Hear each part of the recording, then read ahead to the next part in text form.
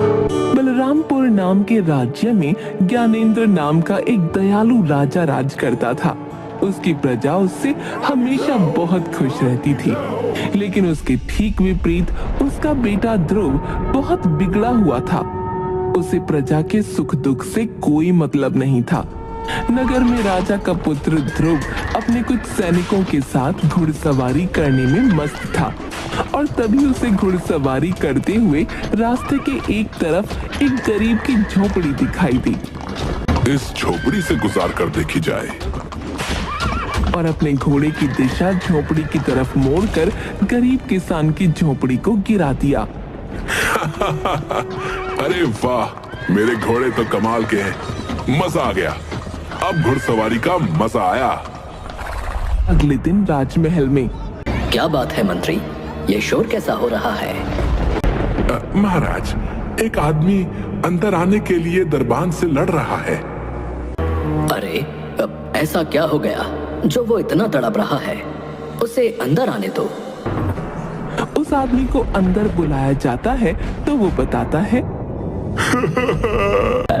महाराज मेरी मदद कीजिए महाराज, मैं लुट गया, बर्बाद हो गया। अरे आखिर हुआ क्या है, बताओ तो। महाराज महाराज, राजकुमार घुड़सवारी कर रहे थे, पर तभी वो अचानक आकर मेरी झोपड़ी से टकरा गए और मेरी पूरी झोपड़ी टूट के बिखर गई। महाराज मैं बेघर हो चुका हूँ महाराज, पर मुझे अपनी चिंता नहीं है, मुझे अपनी बीवी बच्चों की चिंता है, क्योंकि सर्दी का मौसम है महाराज, और ऐसे खुले में रहना उनके लिए बहुत खतरनाक है।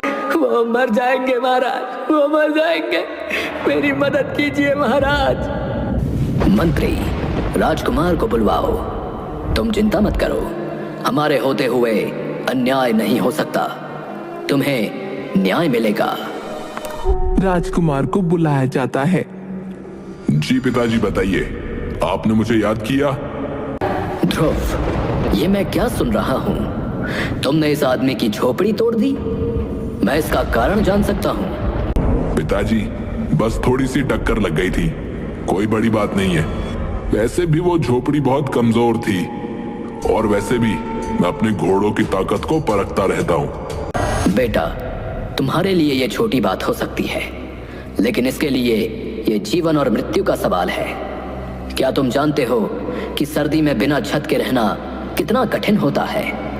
घोड़ों की ताकत युद्ध भूमि में देखी जाती है, ऐसे गरीब नगरवासियों के घर तोड़कर नहीं। नहीं, मुझे नहीं पता और जानना भी नहीं है। जरा सी गलती पर क्यों आप मुझे सुना रहे हो? मैं राजकुमार होकर अपनी मर्जी से कुछ फैसले भी नहीं ले सकता क्या?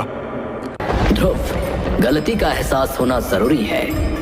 जब तक तुम्हें किसी की कठिनाई का अंदाजा नहीं होगा, तब तक तुम कभी अच्छे राजा नहीं बन पाओगे।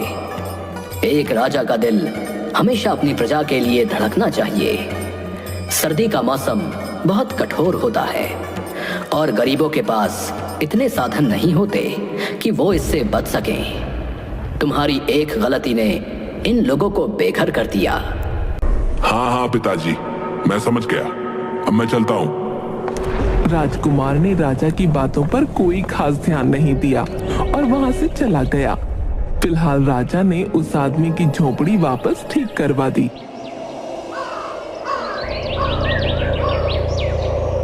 लेकिन कुछ ही दिन बाद राजकुमार ने फिर से एक गरीब आदमी की झोपड़ी को तोड़ दिया, और वो भी सिर्फ इसलिए क्योंकि वो रास्ते में उसे अच्छी नहीं लग रही थी।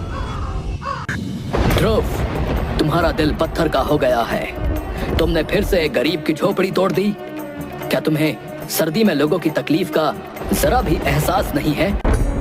पिताजी, वो झोपड़ी रास्ते में थी, मेरा मन खराब होता था उसको देखकर। बस बहुत हो गया। तुम्हें अपनी प्रजा की पीड़ा का कोई एहसास नहीं। अगर तुम में संवेदना नहीं है तो तुम राजा बनने के काबिल नहीं हो। अब तुम इस महल से निकल जाओ। जाओ और देखो कि गरीबों की सर्दी कैसी होती है।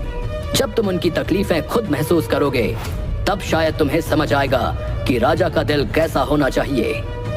आप मजाक कर रहे हैं ना? मैं राजकुमार हूँ उस नगर का, आप मुझे नहीं निकाल सकते।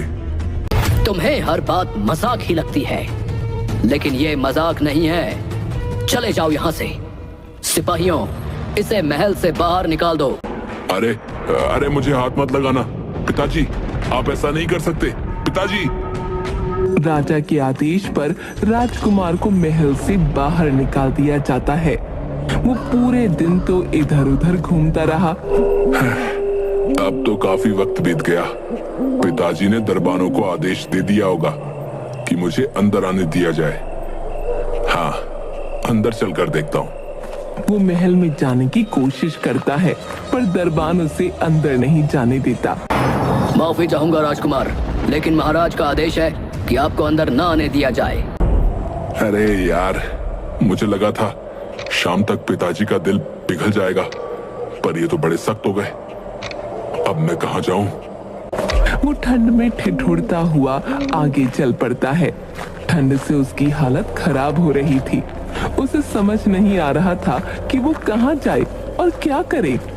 तभी रास्ते में उसे मोहन मिला।